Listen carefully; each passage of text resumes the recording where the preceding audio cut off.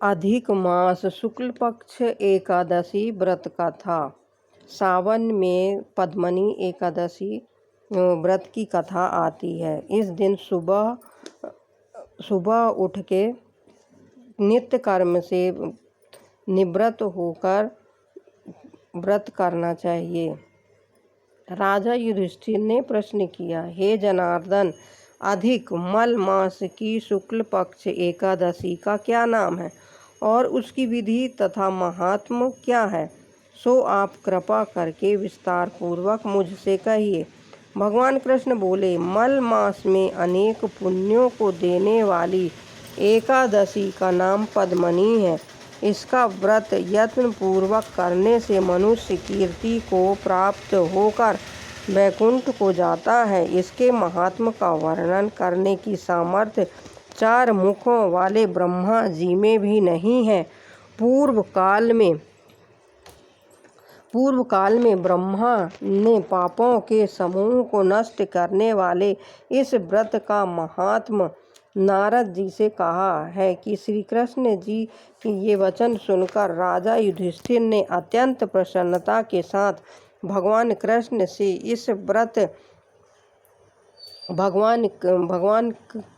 से इस एकादशी के व्रत की विधि पूछी।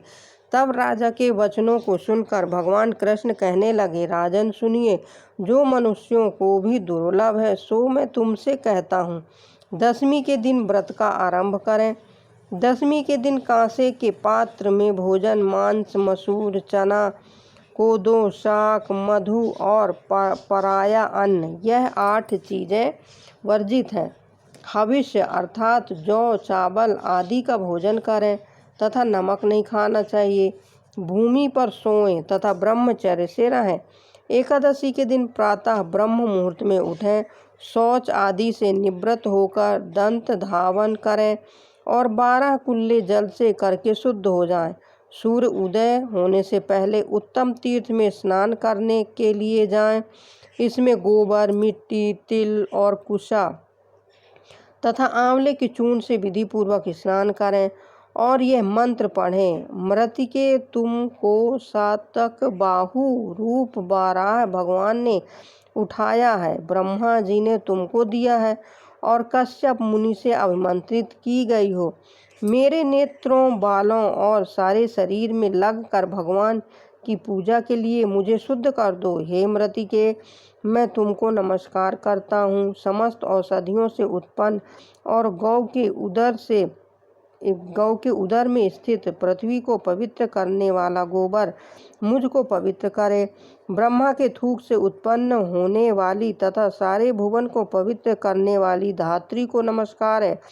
तुम्हारे स्पर्श से मेरा शरीर पवित्र हो। हे शंख चक्र गदाधारी देवता श्री विष्णु भगवान, आप मुझको अपने तीर्थ में स्नान की आज्ञा दीजिए।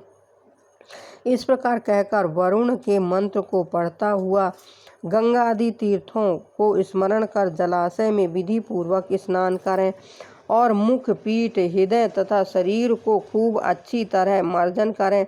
सुंदर वस्त्र, स्वच्छ फटा हुआ ना हो तथा श्वेत वस्त्र धारण कर विष्णु भगवान का पूजन करें तो बड़े से बड़े पाप नष्ट हो जाते हैं। फिर संध्या, तर्पण आदि अपना नित्य नियम करके विष्णु भगवान के मंदिर में जाकर उनकी पूजा करें। स्वर्ण के बने हुए राधिका के सहित कृष्ण और पार्वती सहित भगवान शिव की पूजन करें। कलश के ऊपर तांबे या मिट्टी के पात्र में देवता की मूर्ति रखें। स्वर्ण अथवा चांदी की विष्णु भगवान की मूर्ति स्थापित करके भगवान का पूजन करें। उस ऋतु में होने वाले कमल आदि पुष्प चढ़ावें। धूप, दीप, नैवेद्य आदि विविध सामग्रियों से भगवान का पूजन करें। प्रेम के वशीभूत होकर भगवान के सामने नाचें और गावें। नीच मनुष्यों से उस दिन वार्तालाप न करें तथा झूठ न बोलें। रजस्वला स्त्री का स्पर्श न करें। गुरु की निंदा न करें। इस दिन पुराण आदि की कथा सुननी चाहिए।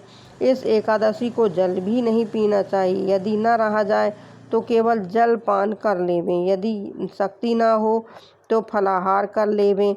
रात्रि को भगवान का कीर्तन करके आदि करके जागरण करें। समस्त रात्रि पूजन करना चाहिए। प्रथम प्रहर की पूजा में नारियल, दूसरे प्रहर में बिल्वपत्र, तीसरे में सीताफल और चौथे प्रहर में सुपारी तथा नारंगी अर्पण करनी चाहिए।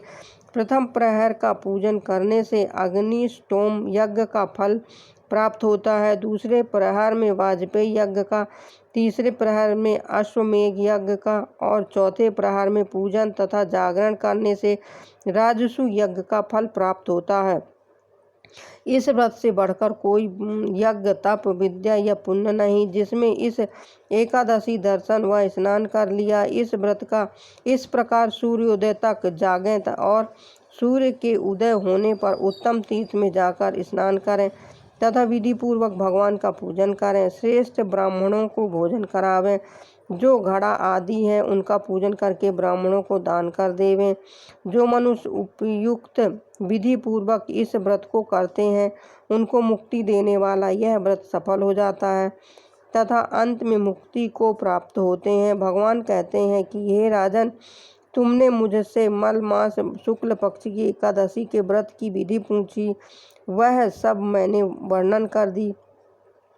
कृष्ण पक्ष की एकादशी के व्रत की भी यही विधि है। जिसने पद्मनी एकादशी के व्रत को कर लिया, मानो उसने सब व्रतों को कर लिया। अब इस पद्मनी एकादशी की मनोहर कथा तुमसे कहता हूँ। एक समय कार्तिकेय ने रावण को बंदी गृह में बंद कर रखा था। उसको पुलस्त जी ने कीर्तिवीर से विनय करके छुड़ाया। इस घटना को सुनकर नारद जी ने पुलस्त जी से पूछा कि महाराज, जिस महावीर रावण ने समस्त देवताओं सहित देवराज इंद्र को जीत लिया था, उसको कीर्तिवीर ने किस प्रकार जीत कर बंदी बनाया, सो आप मुझको विस्तार पूर्वक बतलाइए। तब पुलस्त जी ने कहा कि नारद जी, पहले आप कीर्तिवीर की उत्पत्ति का वृतांत सुनिए। पूर्व काल में त्रेता युग में है नामक राजा के वंश में कृतवीर नाम का राजा महिष्मतिपुरी में राज्य करता था। उस राजा की 1000 परम प्रिय स्त्रियां थीं, परंतु उनमें से किसी के भी कोई पुत्र नहीं था जो राज्य भार को संभाल सके। देवता, पितर, सिद्ध तथा अनेक चिकित्सकों आदि से राजा ने पुत्र प्राप्ति के लिए यत्न किए, परंतु भाग्यवश राजा के कोई पुत्र नहीं हुआ और सब यत्न असफल रहे। पुत्र के बिना उसका सारा राज्य दुखमय प्रतीत होता था।